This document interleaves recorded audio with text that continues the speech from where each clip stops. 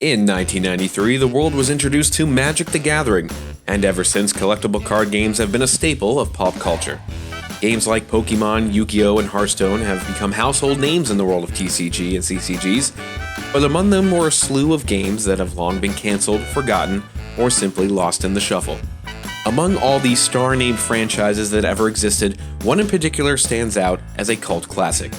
Stargate may not have been the biggest fandom in the world, but it had a big enough one to spawn 3 movies, 3 television shows, a web series, an animated show, several role-playing games, 7 video games, and 1 trading card game. While the future of Stargate as a franchise currently hangs in limbo, whatever became of the Stargate TCG? The Stargate trading card game first hit the scene in April of 2007. The game was based on the long-running Stargate franchise. Just to give a little backstory to Stargate itself, it began in 1994 with a movie starring Kurt Russell. From there, it spawned the television series Stargate SG-1 with Richard Dean Anderson, who you might recognize as MacGyver. SG-1 ran for 10 seasons and spawned 2 more movies and several spin-offs such as Stargate Atlantis, Stargate Universe, and Stargate Origins. Within the time frame of the fandom of Stargate, a trading card game was born.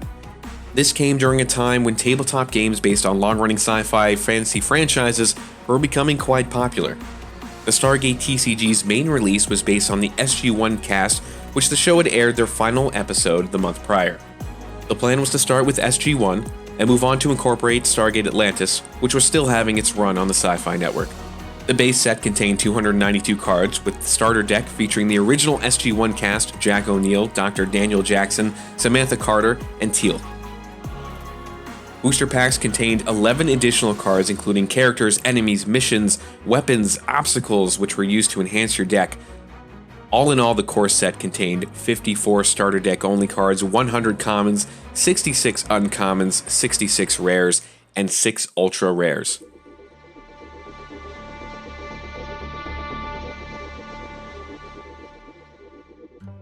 The TCG is played as building a team on the board to accomplish missions through the Stargate. Each deck consisted of 60 cards, including 4 team character cards, which were based on the heroes of the show. By completing missions, players could place glyphs on their characters, which would unlock abilities that could help them win the game. The rules actually get quite complicated as you read more into the mechanics of the game, but here's the basic breakdown. Game started by placing your 4 team characters face up in a row in front of you.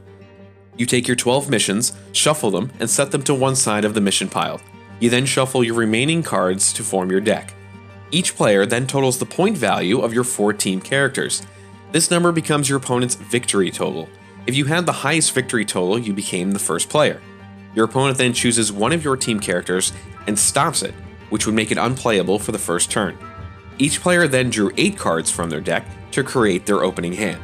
Each mission card has a list of requirements for victory, such as specific skills from a character. Each character has abilities in 4 skills: culture, science, combat, and ingenuity. The gear cards were used to enhance the character's abilities. You send at least 2 characters on missions while your opponent tries to throw off your actions. The game also moved in 4 phases: power phase, mission phase, performing actions, deciding to continue the mission or resolve it, and finally a debriefing phase. This would go on and on each turn, with new missions being drawn and completely new hands being drawn as well. Completing the missions was your path to victory by earning experience or glyphs. In total, there were 3 different ways to win the game: earning experience points, collecting glyphs, or scoring adversaries. –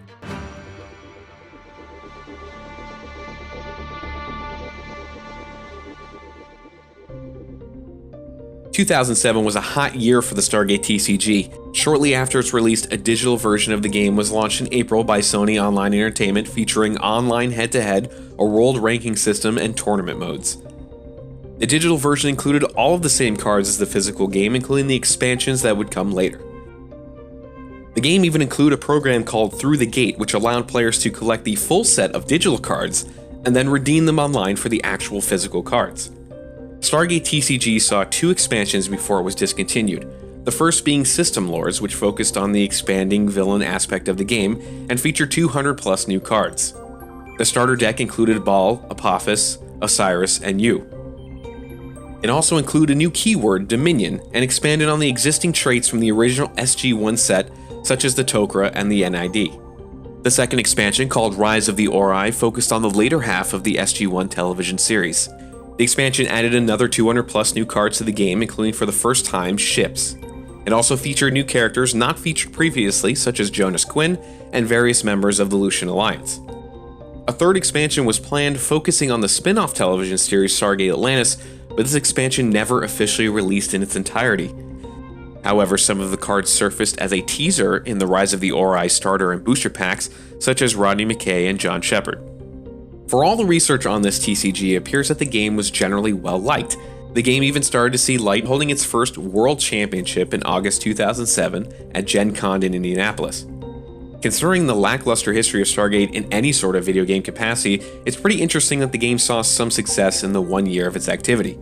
Not only seeing success with its base set, but getting 2 expansions and a digital build all within the same year.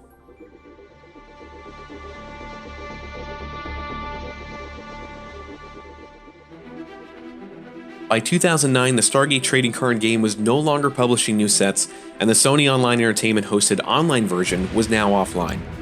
Today, the game is quite difficult to find. In fact, original sets pop up on eBay if you search for it, and I've personally seen a few booster packs from the expansion show up at some Comic-Cons. However, overall, you might have a difficult time finding complete sets. As for the digital version of the game, there is a shimmer of hope. Thanks to the modding community on Steam, a playable version of the original set can be found as a mod for Tabletop Simulator. Much like the television series and movie franchise, Stargate hangs in limbo. There have been talks over the years of rebooting the movie or rebooting television shows, and if this does happen, considering the rise of popularity in digital card games, perhaps someday the Stargate collectible card game will see light again.